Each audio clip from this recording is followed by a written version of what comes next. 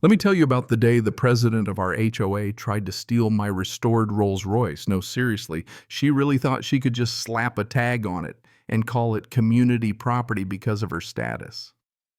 That morning, the only thing I was planning to do was take my wife for a spin in the car I'd spent 2 years bringing back from the dead. Instead, I found myself in the kind of HOA battle that makes people move to the middle of nowhere and never look back.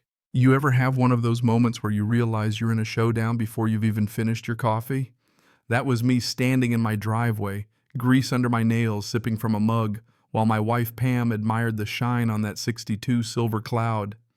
The sun was painting everything gold, and I just wanted to breathe in the moment. 2 years of busted knuckles and midnight parts hunting, all lined up in the soft morning light. Then here comes Karen Goodson, president of the Willowcrest HOA, marching across her lawn like she's heading to an execution. Karen wasn't just a stickler for rules. She was the kind of person who'd fine you for an aesthetically aggressive garden gnome and invent new regulations just for the joy of it. Clipboard in hand, she made a beeline straight for the rolls, circling it like a vulture. "Freeman," she snapped, "what is this? I played it cool. It's a car." "Don't get smart," she said. "I know it's a car. It's been in your garage for 2 years, which violates section whatever of the bylaws." But I let that slide. "Oh, generous of you," I replied. Pam was right beside me, holding her phone and ready for anything. She's always 3 steps ahead, my partner in all things, even HOA warfare. That's when Karen's eyes changed. She didn't just disapprove, she wanted the car. "It's quite gaudy, isn't it? Far too ostentatious for Willowcrest.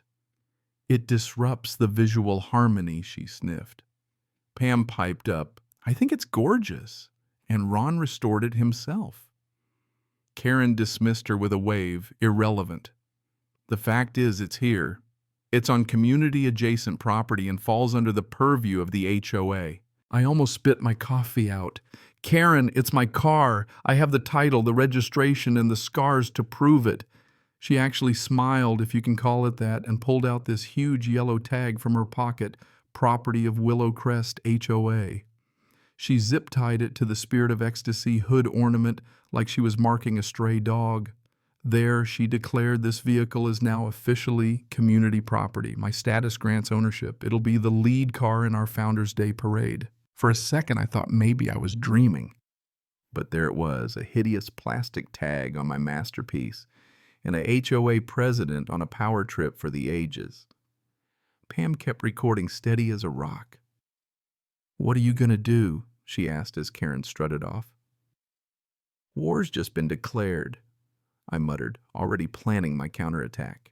First thing, we documented everything. Photos of the title, VIN insurance, you name it. Then I very carefully snipped that zip tie off. Felt like freeing a hostage, honestly. Sure enough, the next morning there was a bill in my mailbox.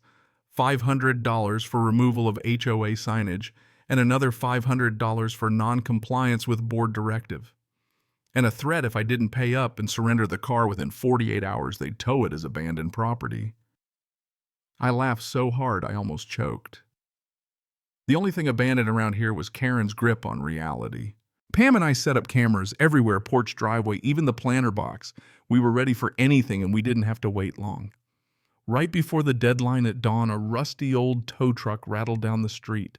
Karen showed up, umbrella in hand, looking like she was running the Queen's Guard. The driver kid named Kevin, barely old enough to shave, looked at my rolls, my truck, and me, and you could see the math happening in his head. Karen barked, "Hook it up and get it out of here." I stood between him and the car. "Look, man, you do this and you'll be personally liable for any damage.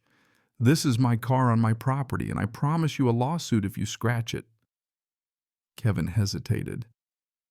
Karen started waving cash, $200 for a tow at 6 in the morning in the rain. Kevin's professionalism vanished. He took the money and crawled under my car with a chain. But I had one more trick. I pulled my big Ford F-250 nose-to-nose with the rolls, locked my winch to the rear axle, and made sure nothing was moving without my say-so. It turned into a literal tug-of-war tow truck, whining rain pouring, Karen screaming, and neighbors peeking from behind their curtains. The chain snapped. Kevin's truck stalled out. A hubcap skittered into the street.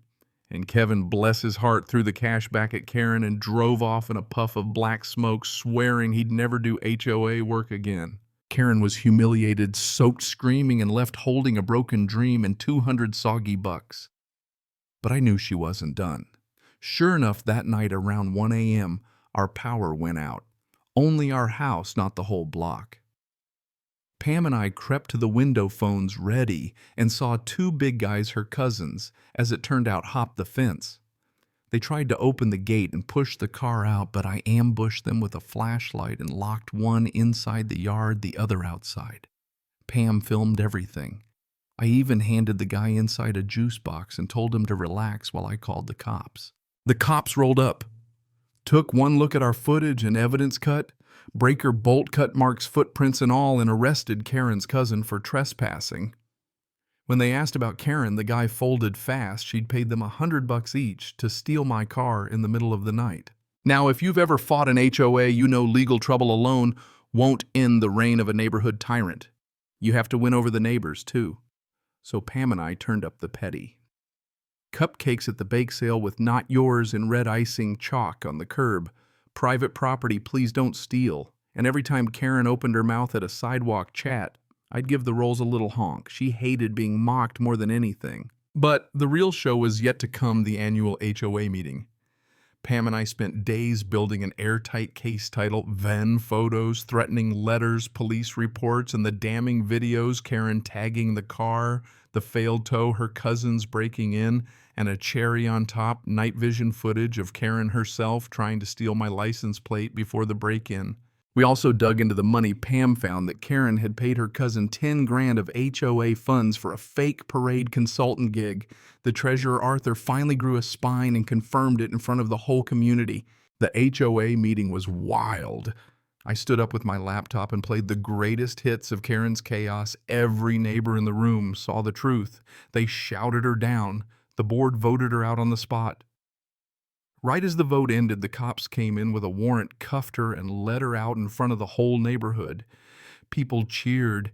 Even Hank, our oldest neighbor, slapped me on the back so hard I nearly dropped my hubcap. Next morning, Karen's house had a for sale sign. Word is she skipped town as soon as she made bail.